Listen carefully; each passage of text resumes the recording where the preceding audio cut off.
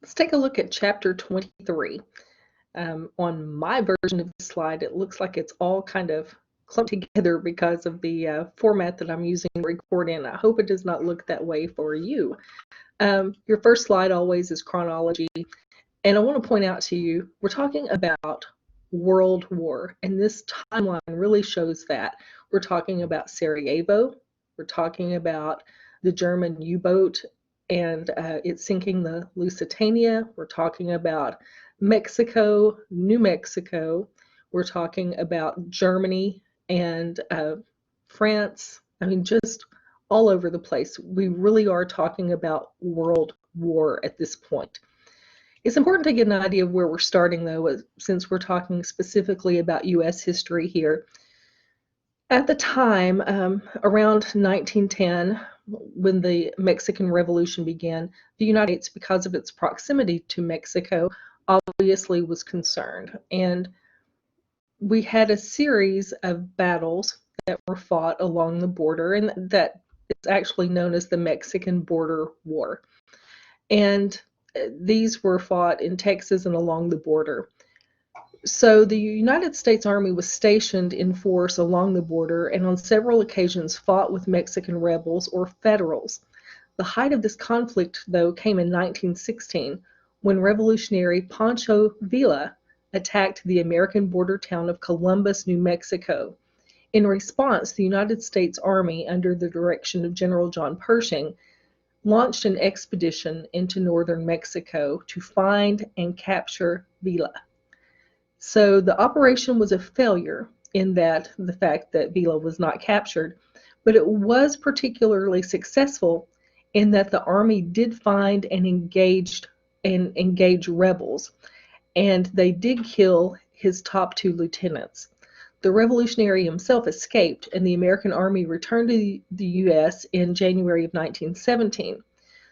Even though the military returned to the U.S., the conflict at the border continued, and the U.S. continued to launch several smaller operations into Mexican territory until after the American victory in the Battle of Ambos Nogales, which led to the establishment of a permanent border wall. So this is Pancho Villa, the man that we were just talking about, the Mexican rebel, initially supported by Wilson, but then he turned away from him, turned his support away, and so Villa retaliated by attacking the United States. It was really difficult for Wilson at this time because he wanted to set the U.S. on this course of moral leadership, and he wanted to fight to protect the country. He also wanted to show how important peace was.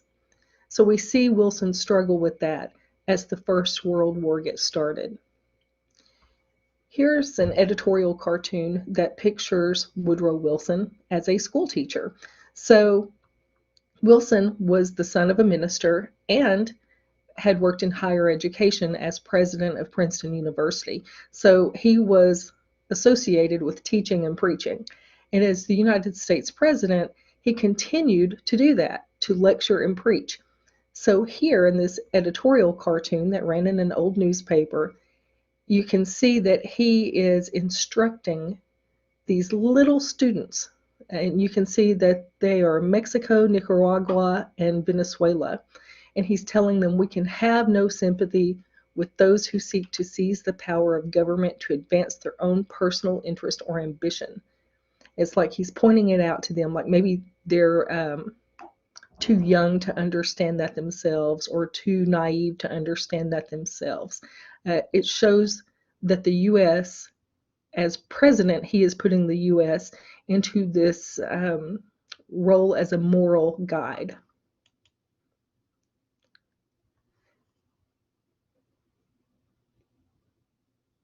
And another thing that's leading up to war, the torpedoing and sinking of the Lusitania, just depicted in the English drawing here, resulted in the death of more than 1,200 civilians and was an international incident that shifted American sentiment as to their potential role in the war, and as illustrated here in this British recruiting poster.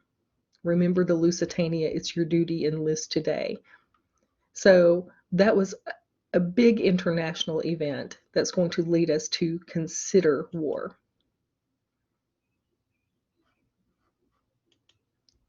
So Wilson did not want war.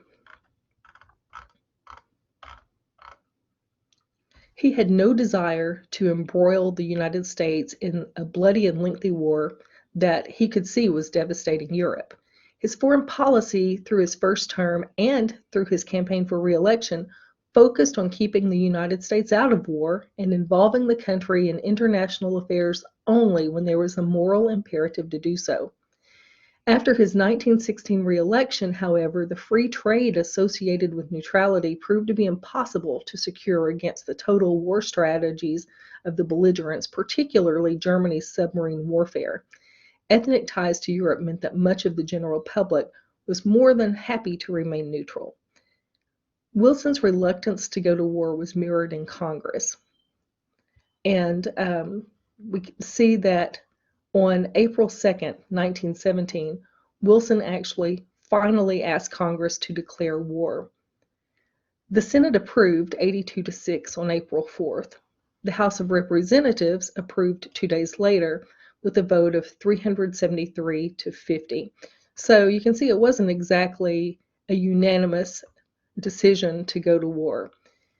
In December 1917, Wilson requested war against Austria-Hungary, and at that point it was unanimous by the Senate and almost unanimous by the House of Representatives, who voted 350-1. So there were a lot of young men in the United States who were eager to join the war effort, but there were just as many who did not want to join, maybe because of a moral objection or simply because they didn't want to fight in a war that seemed so far away from American interest.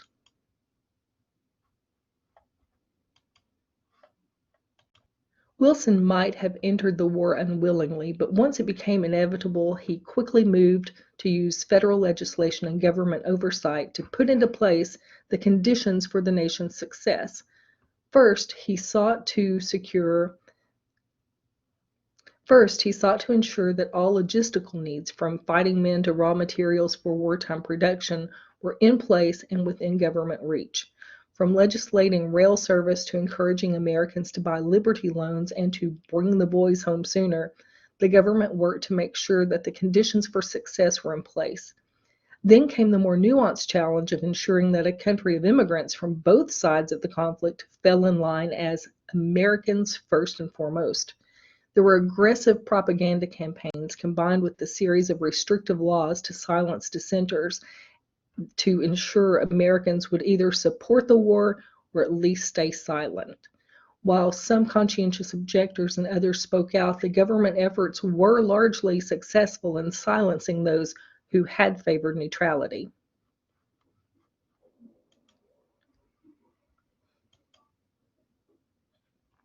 And so I just mentioned propaganda campaigns. So these posters illustrate the pressure exerted on immigrants to quell any dissent that they might feel about the U.S. at war. Here's, food will win the war, wheat is needed for the Allies, waste nothing. And you can see it's also printed. This is a poster of Lady Liberty, who is imploring you to be patriotic and to save food. Another way that propaganda was used, not only to gain support and to unite the U.S., but to show, to villainize the people who were opposing us in war. Specifically here, The Temptation, which appeared in the Dallas Morning News in 1917, shows Germany as the devil, tempting Mexico to join the war effort against the United States in exchange for the return of land that formerly belonged to Mexico. The prospect of such a move made it all but impossible for Wilson to avoid war. And this is propaganda against Germany. This poster depicts Germans as brutal apes stepping on the nation's shores with their crude, blunt weapon of culture. And we've talked before about Volkish thought and about how nationalism ties people together based on culture and excludes other people who are not of that culture. So this really depicts that. The First World War remade the world for all Americans, whether they served abroad or stayed at home. For some groups, such as women and African Americans, the war provided opportunities for advancement. As the soldiers went to war, women and African Americans took on jobs that had previously been reserved for white men. In return for a no-strike pledge, workers gained the right to organize. Many of these shifts were temporary, however, and the end of the war came with the cultural expectation that the old social order would be reinstated. Some reform efforts also proved short-lived. President Wilson's wartime agencies managed the wartime economy effectively, but closed immediately at the end of the war, although they reappeared for a little while later with the New Deal. While patriotic fervor allowed progressives to pass prohibition, the strong demand for alcohol made the law unsustainable. Women's suffrage, however, the right to vote, was a progressive movement that came to fruition in part because of the circumstances of the war, and unlike prohibition, it did remain. And, I just mentioned that part of the conditions of women and African Americans going to war during going to work during the First World War depended on them signing a pledge for no strikes. And that's because labor strikes, were considered by some Americans to be the first step on the path that led ultimately to the Bolshevik revolutions and to chaos. And this political cartoon depicts that fear. African American soldiers suffered under segregation and second-class treatment in the military at this time. Still, the 369th Infantry earned recognition and reward for its valor in service in both France and the United States. The war brought new opportunities for women, such as training offered to those who joined the Land Army or the opening up of traditional male occupations. In 1918, Eva Abbott, in picture B, was one of the many new women workers on the Erie Railroad. However, once the war ended and the veterans returned home, these opportunities largely disappeared. Something interesting about World War I is that it's the first time we start to see photographs from the war. The U.S. soldiers run past fallen Germans on their way to a bunker in this picture. And because we have these pictures now, it really brings war closer to home. And people get an understanding more and more about what the soldiers were going through. American involvement in World War I came late. Compared to the incredible carnage endured by Europe, the United States battles were brief and successful, although the appalling fighting conditions and significant casualties made it feel otherwise to the Americans, both at war and at home. For Wilson, victory in the fields of France was not followed by triumphs in Versailles or Washington, D.C., where his vision of a new world order was summarily rejected by his Allied counterparts and then even by the U.S. Congress. Wilson had hoped that America's political influence would steer the world to a place of more open and tempered international negotiations. His influence did lead to the creation of the League of Nations, but concerns at home impeded the process so completely that the U.S. never signed the treaty that Wilson worked so hard to create. Also for Wilson, the end of World War I did not bring about the celebration that Wilson had hoped. The flu pandemic of 1918, commonly called the Spanish flu at that time, swept across the United States, resulting in overcrowded flu wards like this one and leading to other trauma onto post-war psyche. Also post-war, riots broke out in Chicago in the wake of the stoning of a young black boy. After 2 weeks, 38 more people had died. Some were stoned, many had to abandon their vandalized homes. So in addition to economic problems, Spanish flu, racial tensions are running high at this time.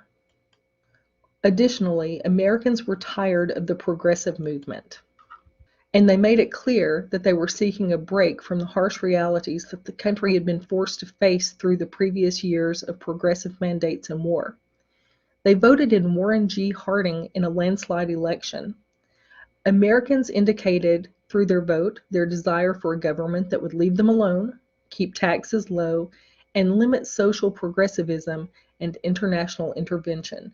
Basically, after war and after this period of progressivism, the American voting public wanted someone more conservative, and that's what they found in Warren G. Harding.